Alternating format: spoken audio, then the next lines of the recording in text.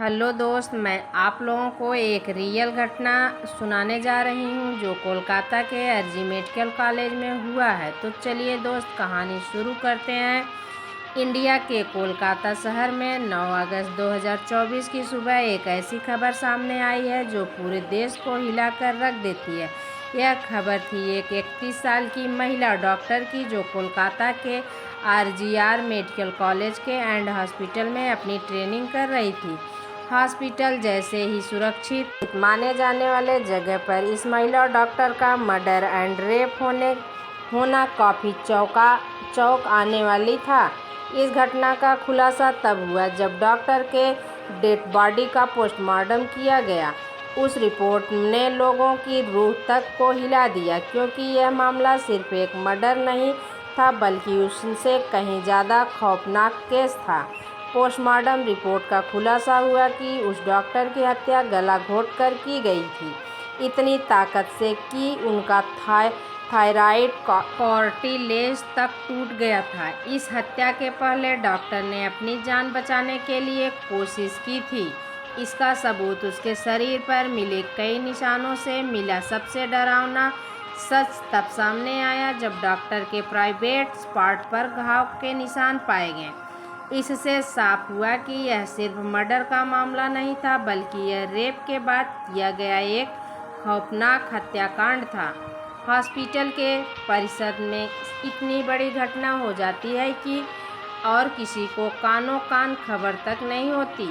क्या उस रात कुछ ऐसा ही हुआ था जिसे जानकर आप गुस्से से बौखला जाएंगे? क्या वहाँ कोई और नहीं था जिससे इस क्रूर घटना को अंजाम दिया, और अगर था तो आखिर कौन था? इन्हीं सवालों के जवाब खोजते हुए हम आज की इस वीडियो में आपको बताए गए कि आखिर क्या हुआ था उस रात इस मेडिकल कॉलेज के शांत माने जाने वाले परिसर में। जब आपको सच का सामना होगा तो यकीन मानिए आपके भी रोंगटे खड़े हो जाएंगे। Guys, proof strong this video, let me tell you, ताकि मैं यहाँ पर उन फीमेल डॉक्टर को सपना नाम से रेफर करने वाली हूँ। यह उनका रियल नाम नहीं है, सो कंफ्यूज मत होना। सपना एक जूनियर डॉक्टर जो कि कोलकाता के आरजी कर मेडिकल कॉलेज एंड हॉस्पिटल से अपनी डॉक्टर की ट्रेनिंग ले रही थी। 8 अगस्त 2024 को और दिन की तरह सपना अपनी नाइट शिफ्ट पर होती है और वह अपनी जॉब कर रही होती थी। तभी रात के 11 बजे उन्हें अपनी माँ का फ़ोन आता है, जैसे कि हर दिन आता था, क्योंकि पेरेंट्स को तो अपने बच्चे की चिंता हमेशा होती है। सपना की माँ उनसे पूछती है कि क्या तुमने खाना खा लिया और तबीयत वगैरह तो ठीक है तुम्हारी? जिसका जवाब सपना अपनी माँ को खुशी खुशी बोलती है कि उसकी तबीयत एकदम ठीक है और वह बस अभी कुछ पेशेंट को देखने जा रही थी। जिसके बाद वह अपने दोस्तों के साथ बैठकर खाना खाएगी। अपनी माँ से बात करने के बाद सपना पेशेंट को देखने राउंड पर निकल जाती है। सारे पेशेंट को देखने में और अपना काम खत्म करने में सपना को रात के 2 बज जाते हैं। जिसके बाद वह अपने दोस्तों के साथ जाकर हॉस्पिटल के कैंटीन में बैठ जाती है, जहां मिलकर यह लोग अपना खाना भी खाते हैं और साथ साथ थोड़ी बातें भी करते हैं। खाना खाते खाते और बात करते हुए रात के 3 बज जाते हैं और उस वक्त सपना थोड़ी थकान सी फील कर रही होती है। तो वह अपनी थकान दूर करने के लिए उस हॉस्पिटल के 4th फ्लोर में बने सेमिनार हॉल में जाकर रेस्ट करने लगती है। सपना को रेस्ट करते करते सुबह के 7:30 बज जाते हैं। पर वह तब तक भी उस सेमिनार हॉल से बाहर नहीं आती, जो कि काफ़ी ज़्यादा परेशान करने वाली बात थी, क्योंकि सपना कभी भी आधे घंटे से ज़्यादा का ब्रेक नहीं लेती थी। हॉस्पिटल का एक वर्कर, जो कि सुबह की शिफ्ट स्टार्ट होने से पहले हॉस्पिटल के सारे रूम को चेक कर रहा होता है, और वह ऐसे कि सारे रूम को चेक करते हुए उस सेमिनार हॉल की तरफ जाता है। जैसे ही वह सेमिनार हॉल के बाहर आकर उसका गेट खोलता है, उसकी आंखों के सामने होता है एक भयानक नज़ारा, जिसे देखकर वह बहुत ज़ोर से चीख पड़ता है। उस वर्कर की चीख सुनकर आसपास के लोग वहां इकट्ठा होने लगते हैं और देखते हैं कि सेमिनार हॉल के अंदर सपना की बॉडी बिना कपड़ों के पड़ी हुई है, और उसके बॉडी पर कुछ ब्लड के निशान भी हैं। वहां खड़े सब लोग के लिए यह एक सपना से कम नहीं था, स्पेशली दूसरी फीमेल डॉक्टर्स एंड वर्कर्स के लिए, क्योंकि उन्होंने अपनी आंखों के सामने ऐसा नज़ारा पहली बार देखा था, वह भी हॉस्पिटल के अंदर। सपना की बॉडी को देखकर आसपास खड़े सारे लोग उसे एक स्ट्रेचर पर लिटाते हैं और इमरजेंसी रूम में लेकर जाते हैं, ताकि डॉक्टर उसकी इलाज कर सके। काफ़ी देर तक डॉक्टर के इलाज करने के बाद भी सपना कुछ घंटों के बाद अपना दम तोड़ देती है। हॉस्पिटल में कुछ लोग थे जो कि इस मर्डर एंड रेप केस को एक नॉर्मल केस जैसा दिखाने की कोशिश कर रहे थे, जस्ट बिकॉज की और इस हॉस्पिटल नाम बचा सके। बट जब पोस्टमार्टम रिपोर्ट आती है तो सब दूध का दूध और पानी का पानी हो जाता है।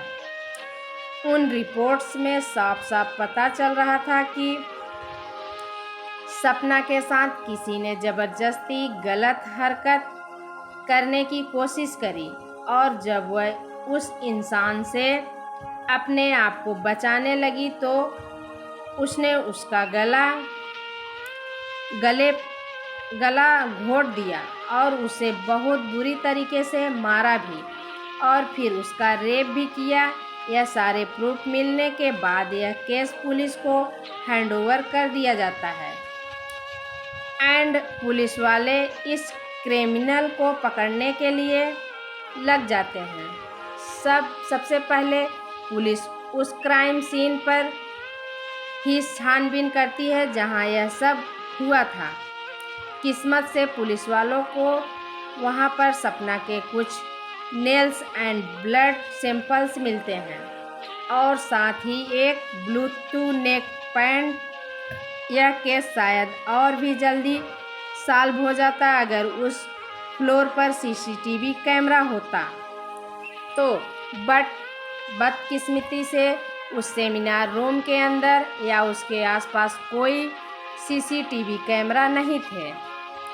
लेकिन जिस रास्ते से उस फ्लोर पर एंड कराया जाता था वहाँ पर कुछ सीसीटीवी कैमरे थे। पुलिस वाले उन सीसीटीवी कैमरे में सुबह के 3 बजे से 8 बजे के बीच की रिकॉर्डर चेक करते हैं कि इतने टाइम के बीच कितने लोग उस फ्लोर पर आए और गए थे। उन सीसीटीवी फुटेज को चेक करने के बाद यह पता चलता है कि टोटल 6 लोग इस फ्लोर पर आए और गए थे। यहाँ पता लगाने के बाद पुलिस वाले एक एक करके उन 6 लोगों को पूछताछ के लिए बुलाते हैं कि वो लोग वहाँ पर उस टाइम क्या कर रहे थे, और उन लोगों को इस बीच यहाँ कुछ भी अजीब दिखा कि नहीं। उन लोगों से पूछताछ के दौरान पुलिस वाले उनके फ़ोन का ब्लूटूथ भी ऑन करके चेक करते हैं कि जो ब्लूटूथ हैंडसेट उन्हें मिला था वो उनमें से किसका था। क्योंकि आपको पता होगा कि एक बार अगर आप किसी ब्लूटूथ डिवाइस से अपना फ़ोन पेयर करते हो तो अगली बार वह उससे ईजिली कनेक्ट हो जाता है। और फाइनली पुलिस वालों की यह ट्रिक काम भी आती है, क्योंकि ब्लूटूथ नेक बैंड उन 6 लोगों में से एक आदमी के फ़ोन से कनेक्ट हो जाता है, जिसका नाम था संजय राय, जो कि एक सिविल वाल्टिकली वायलेट्स के अंडर काम करता था और उसकी हेल्प करता था छोटे मोटे कामों को मैनेज करने में। आपने बहुत सारे festival work and on-site parking या भीड़ भाड़ वाले एरिया में देखा होगा कि कुछ ब्लू कलर की यूनिफॉर्म्स पहनकर ऑफिशियल खड़े रहते हैं, जिनका काम होता है कि विदाउट एनी रीज़न कहीं पर भी ज़्यादा क्राउड इकट्ठा ना हो। तो अब पुलिस वालों को अपना पहला कातिल मिल चुका था, जिसके बाद वह संजय राय से और गुस्से से पेश आने लगते हैं। बट संजय पुलिस वालों की किसी बात का भी जवाब नहीं दे रहा होता, क्योंकि वह काफ़ी ज़्यादा नशे की हालत में था। उस बीच पुलिस वाले संजय का फ़ोन भी चेक करते हैं, जिसमें उन्हें भर के पोर्नोग्राफिक कंटेंट मिलता है, जिससे उनका शक यकीन में बदल चुका था कि संजय ही सपना के मर्डर का मेन कल्प्रिट है। उसके बाद पुलिस वाले संजय राय को और ज़्यादा डराने लगते हैं एंड फाइनली वह डर कर अपना गुनाह कबूल भी कर लेता है कि उसने ही सपना को मारा है और उसका रेप किया है। यह पता लगते ही कुछ पुलिस वाले और प्रूफ कलेक्ट करके संजय राय के घर जाते हैं, जहां पर उन्हें एक जूता मिलता है जिसके ऊपर कुछ खून जैसे ही धब्बे थे। पुलिस वाले उसका सैंपल कलेक्ट कर लेते हैं। थोड़ी और तलाशी लेने पर पुलिस वालों को संजय के घर के बाहर कुछ कपड़े सूखते हुए दिखाई देते हैं, और यह वही कपड़े थे जो कि उस दिन संजय ने पहने थे, क्योंकि यह सब सीसीटीवी कैमरे में कैप्चर हो गया था, जिससे जाहिर था कि संजय यह प्रूफ मिटाने की भी कोशिश कर रहा था। लेकिन जब संजय की पूछताछ के लिए पुलिस स्टेशन में लाया गया था, उस वक्त वो काफ़ी ज़्यादा नशे की हालत में था। तो वह वहाँ यह सब बस इसलिए कर रहा था ताकि उसे कम सज़ा मिले, जस्ट बिकॉज वह उस वक्त नशे में था। बाद में जब पुलिस वाले उसे जूते पर लगे ब्लड सैंपल को चेक करवाते हैं तो वह भी सपना के ब्लड से मैच हो जाता है। उन सारी रिपोर्ट्स एंड डिटेल्स को एक साथ कंबाइन करके पुलिस वालों को पता चलता है कि उस रात संजय राय काफ़ी ज़्यादा नशे की हालत में था और वह रात के 11 बजे हॉस्पिटल में एंटर करता है। संजय अक्सर उस हॉस्पिटल में नाइट शिफ्ट किया करता था, तो उसे वहाँ की काफ़ी अच्छी नॉलेज भी थी कि वहाँ पर कैमरा है और कहाँ पर नहीं। वह आराम से उस हॉस्पिटल के 4th फ्लोर पर जाकर बैठ जाता है, क्योंकि वह नहीं चाहता था कि कोई उसे ज़्यादा नशे की हालत में देखे, वरना वह अपनी जान से हाथ धो सकता था। 4th फ्लोर पर जाते ही वह अपना आराम से सो जाता है। जब उसकी आंखें खुलती है तब सुबह के 3 बज चुके थे। तभी संजय के नज़र सपना पर पड़ती है, जो कि रेस्ट करके सेमिनार हॉल में जा रही थी। सपना को अकेला देखकर संजय के इरादे बिगड़ते हैं। वह काफ़ी देर तक उस फ्लोर के चक्कर लगाने लगता है, कन्फर्म करने के लिए कोई वहाँ पर ज़्यादा आ तो नहीं रहा है। जब उसे लगता है कि हाँ, रास्ता साफ है, तो वह 4 बजे सेमिनार हॉल के अंदर ऐड करता है और फिर वहाँ से 4:45 पर बाहर आता है। इन 45 मिनट तक सपना के साथ वह उस आदमी ने क्या क्या किया होगा और वह कितनी पेन से गुजरी होगी, यह सोचकर किसी का भी दिल सहम जाएगा।